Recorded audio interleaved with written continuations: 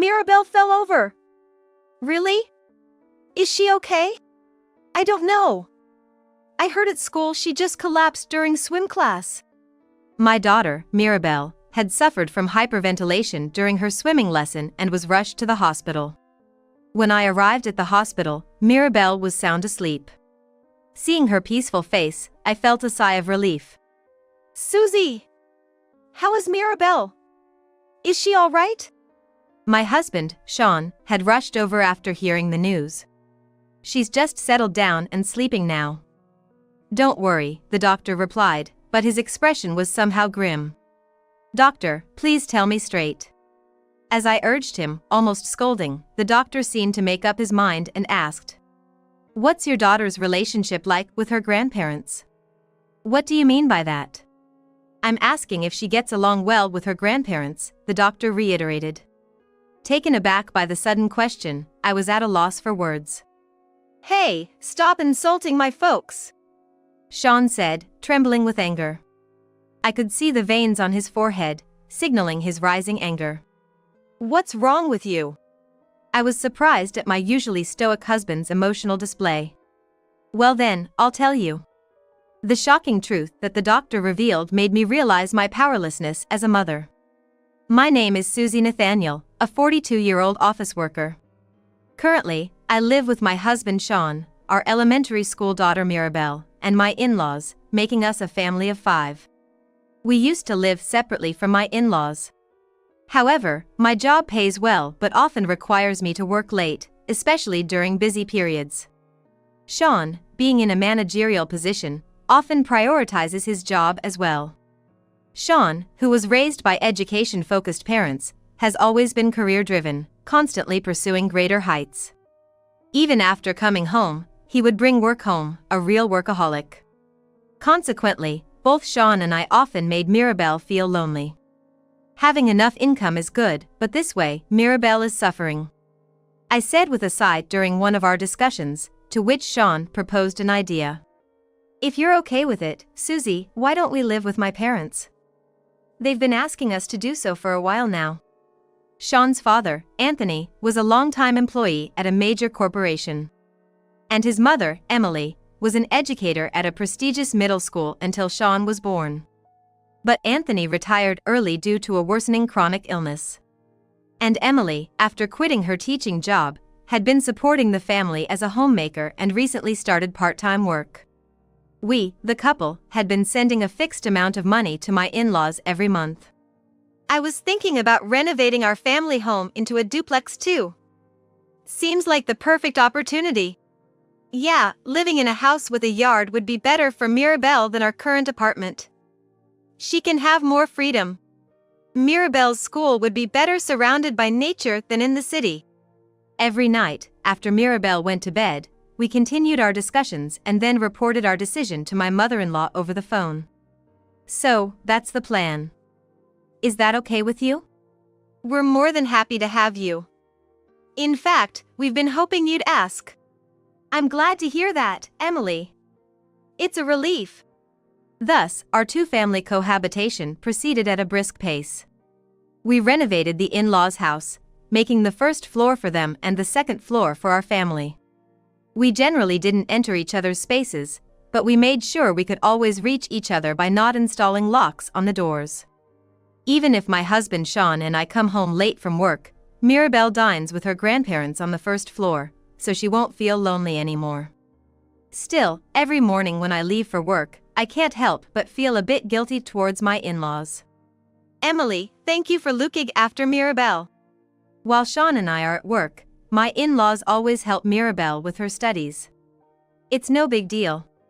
"That's right, Susie. Mirabelle is our beloved granddaughter, too. Don't worry about it," Anthony said, laughing heartily. "Mirabelle, be a good girl and listen to your grandparents, okay?" "Okay, I got it. Then, Emily, Anthony, please look after Mirabelle." Having such reliable in-laws, I felt more at ease to focus on my work than ever before. 3 months after we started living together, I came home early from work one day and found Mirabelle crying and hugging me. "What's wrong, Mirabelle? Why are you crying?" Mirabelle clung to me without lifting her face. Emily came after Mirabelle and said, "Mirabelle seems really happy to see you," trying to stroke her head. But Mirabelle shook her head vigorously, showing she didn't like it. Emily smiled sadly. "Mirabelle, that's not good. You always get help from your grandma with your studies. Don't show such an attitude, it's not nice to your grandma." "It's probably just a phase where she wants to be more with her parents, right, Mirabelle?" "I'm sorry, Emily. It's okay, I'm not bothered by it." Emily continued to smile gently. Mirabelle was working hard on her studies just now. Such a smart girl. When Emily tried to stroke her head again, Mirabelle shook her head vigorously in refusal. "Mirabelle. Mom's gonna get mad. Say sorry to Grandma, okay?" When I scolded her, Mirabelle reluctantly turned her face to Emily and apologized in a trembling voice. "Sorry, Grandma." Mirabelle usually seemed very fond of her grandparents, so I didn't think much of it, assuming she just didn't want to study. "I'm sorry too, Mirabelle," Emily said, with what seemed like tears in her eyes, but quickly laughed it off saying, "I think I got something in my eye." As time passed, I noticed something was off not only with Emily but also with Mirabelle. Even before we moved in with my in-laws, Mirabelle often played alone, but she had never clung to me crying like that before. Yet, she showed such an attitude towards her kind and affectionate grandma. Maybe Mirabelle is struggling with something we adults can't understand. Just before bedtime, I discussed it with Sean. If I cut back on work, I could spend more time with Mirabelle, and she wouldn't feel so lonely. What's with this all of a sudden? We've talked about this many times. Mom and Dad are looking after her, so it's fine. But even if Emily and Anthony are great, they can't replace a mother. Are you saying you can't rely on them? Sean frowned at me. A look I often saw when he was displeased. That's not what I'm saying, just. Anyway, let's leave Mirabelle's care to Mom and Dad. Saying that, Sean turned his back to me as if it was too bothersome to continue and fell asleep. When winter came, my busy work schedule finally slowed down. "I'll do the dishes, Emily. You rest." "Oh, really? Aren't you tired from work?" "It's relatively calm now, so I can do laundry and cleaning on my days off." "Really? Well, I'll take you up on that and watch some TV." I decided to devote myself to housework, making up for lost time. Sean seemed as busy as ever with his work. "Susie's working hard. I'll take care of Mirabelle's homework." "Are you sure? Aren't you tired?" I thought Sean was trying to be helpful, seeing me busy around the house. "Leave it to me. Parent-child communication is important." Saying that, Sean puffed out his chest. "Mirabelle, can you help out Dad?" I called out, and Mirabelle went to the garage, led by Sean's hand. I smiled, imagining the charming scene of father and daughter. However, I was surprised when Mirabelle came out of the garage. "Mirabelle, is your face a bit red?" Her face seemed unusually flushed. Mirabelle, looking up at Sean, kept her mouth shut and didn't answer. "What's wrong, Mirabelle? Why are you quiet?" She probably helped out too hard and got tired. Her head's probably all fuzzy. Sean answered for her. "Are you really okay?" I kept asking, worried, but each time Mirabelle just glanced at Sean's face and nodded, "Yeah, I'm fine." From that day on, Sean started to bathe Mirabelle almost every day, no matter how busy he was with work. However, each time after the bath, Mirabelle's face seemed unusually red. Could she be sick? Maybe we should take her to the doctor. That's an overreaction. Mirabelle is fine, right? You don't feel any pain, do you? Yeah, I'm fine. See, Susie, you worry too much. Sean said, dismissing my concerns about our daughter with a laugh. At that time, I still hadn't realized the extent of my daughter's suffering. Time went on, and the next summer came. Swimming lessons had started at Mirabelle's elementary school. Mirabelle had always loved playing in the water since she was little, and even as she grew older, she always looked forward to her swimming lessons every year. That's great, Mirabelle. Today your favorite swimming lessons start. Yeah, that's right. You haven't swum in a year, did you forget how? Yeah, probably. Mirabelle seemed unusually down that morning. The Mirabelle who had always eagerly awaited the arrival of summer didn't smile even once that morning. I thought she might be a bit nervous about returning to the pool after so long, but her expression seemed more fearful than nervous. Mirabelle, are you okay? I'm okay, Mom. Don't worry. Mirabelle forced a stiff smile. You're not forcing yourself, are you? If you feel bad, Mom can call the school and you can stay home. I'm fine, Mom. Go to work. Okay, Mirabelle. Mom's off to work now. Bye, Mom. Mirabelle waved me off with a smile. But her smile still seemed forced. She'll be fine. Emily and Anthony are there, after all. Reassuring myself, I decided to focus on my work. Returning to the office after lunch. Susie, it's urgent! The school called, and Mirabelle has collapsed from hyperventilation. She's been taken to the hospital. My colleague rushed up to me with alarming news. What? Mirabelle has. Go to her quickly. Momentarily paralyzed by shock, I was spurred into action by my boss's encouragement and hurried to the hospital in a taxi. On my way, I contacted Sean. Mirabelle has collapsed. Is that true? Is she okay? I don't know. The school said she suddenly collapsed during her swimming lesson. What's the school doing? If something serious happens, they'll have to take responsibility. Now's not the time for that. I'm on my way to the hospital where Mirabelle has been taken. Got it. I'm heading there too. Even Sean, usually focused on his work, seemed truly alarmed this time. When I arrived at the hospital, Mirabelle was peacefully sleeping in her bed. Seeing her sleeping face, I felt a wave of relief. Mirabelle. I felt dizzy, as if the tension that had been holding me together snapped. Hang in there. Supported by a doctor standing nearby, I managed not to fall. Susie! How's Mirabelle?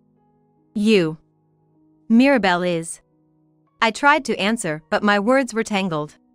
She's just settled down and sleeping now. Don't worry, the doctor calmly replied. Doctor, thank you so much. I said, tears of relief streaming down as I bowed to the doctor. However, the doctor didn't show a smile.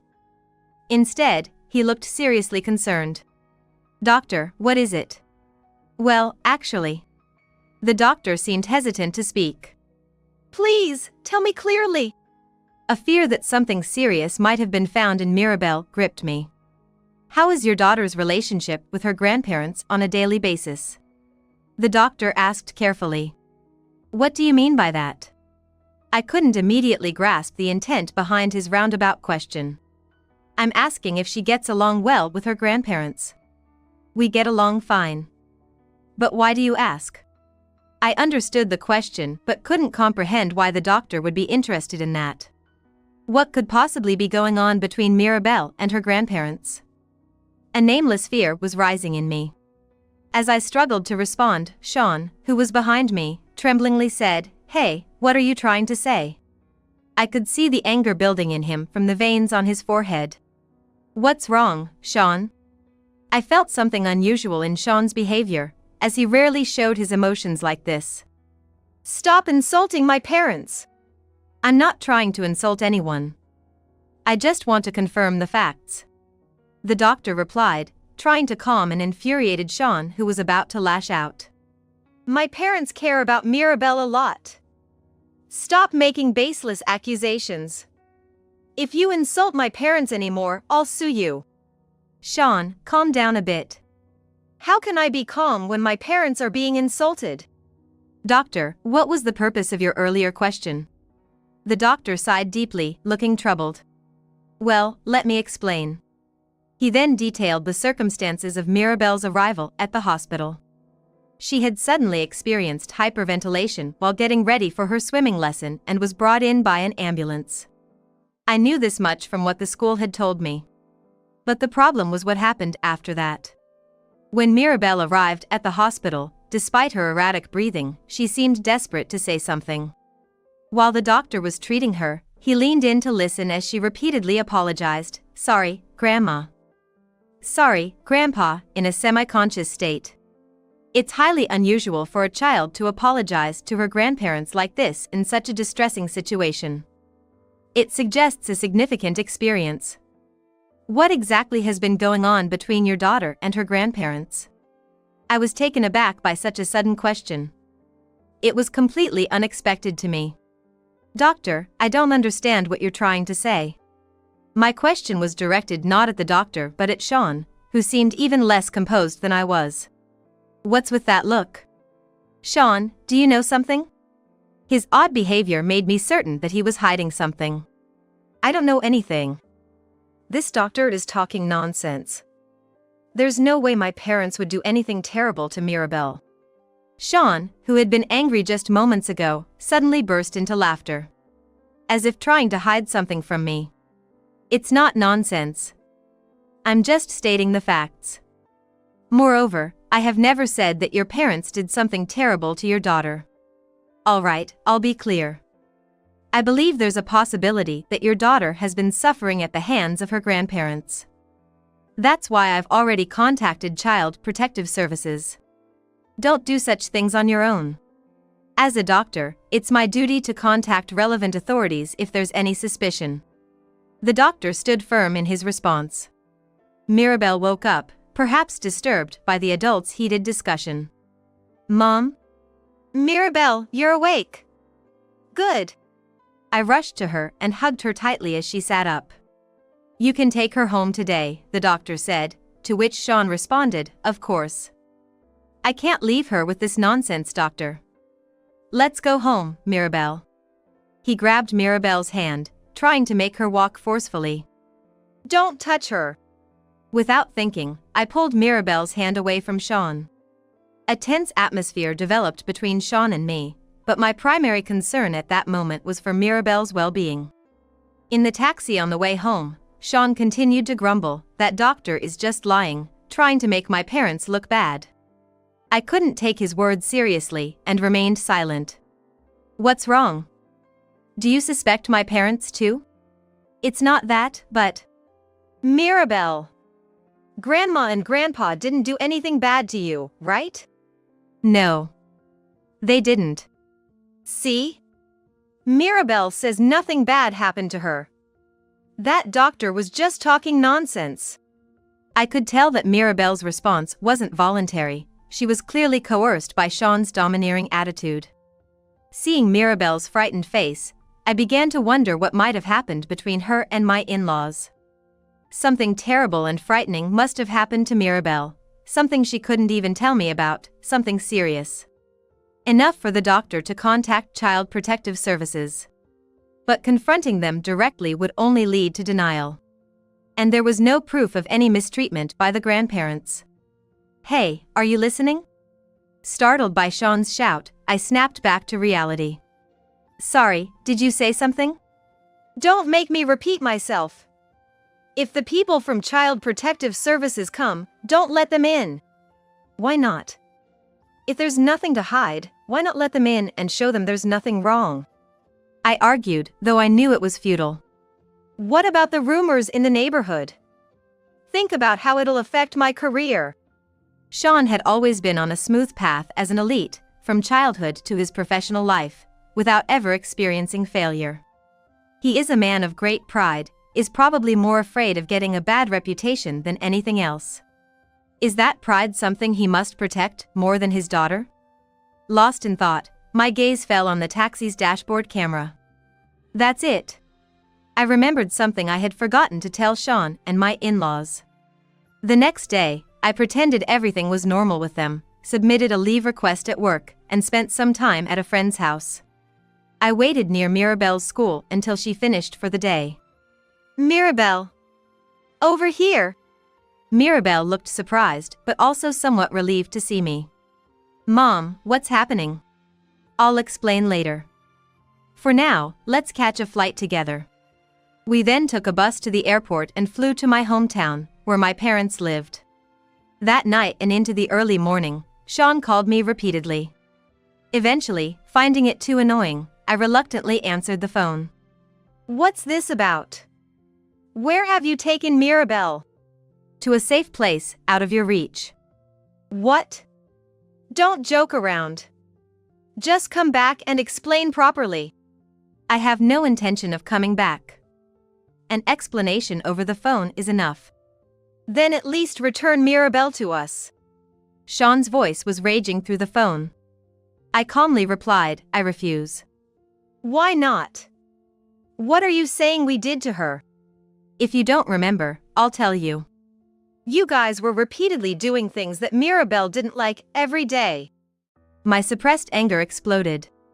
I explained to Sean the sequence of events leading up to this point. On the way back from the hospital, I remembered that I had installed a camera in the living room on the first floor for monitoring purposes. This camera, set up to watch over my elderly in-laws and Mirabelle, sends alerts to my phone if anything unusual happens.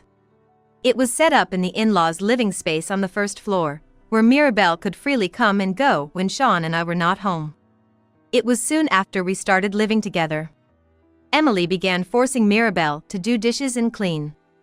At first, I thought it was just her way of teaching her granddaughter housework, but Emily never instructed her. Instead, she and Anthony just watched Mirabelle work.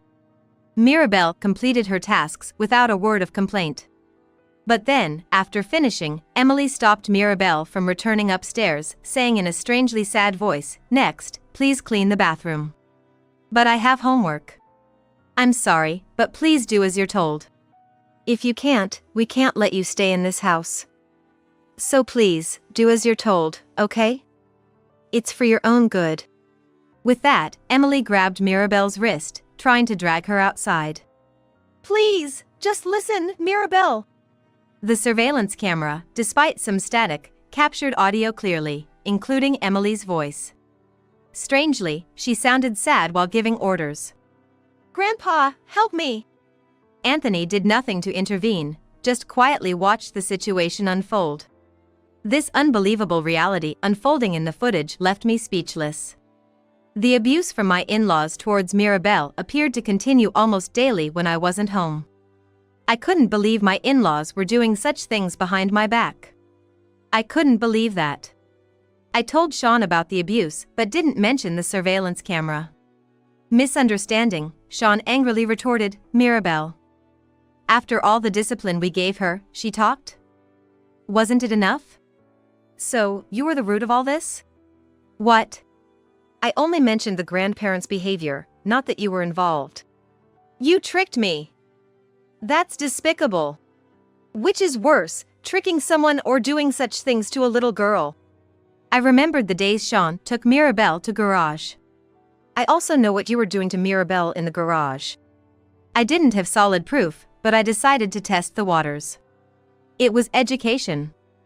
She didn't want to study anymore, and she was satisfied with just 90 points on a test, so I thought I'd re-educate her a bit.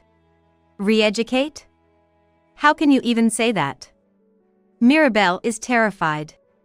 I just told her not to get out of the car until she could answer the questions I gave her correctly.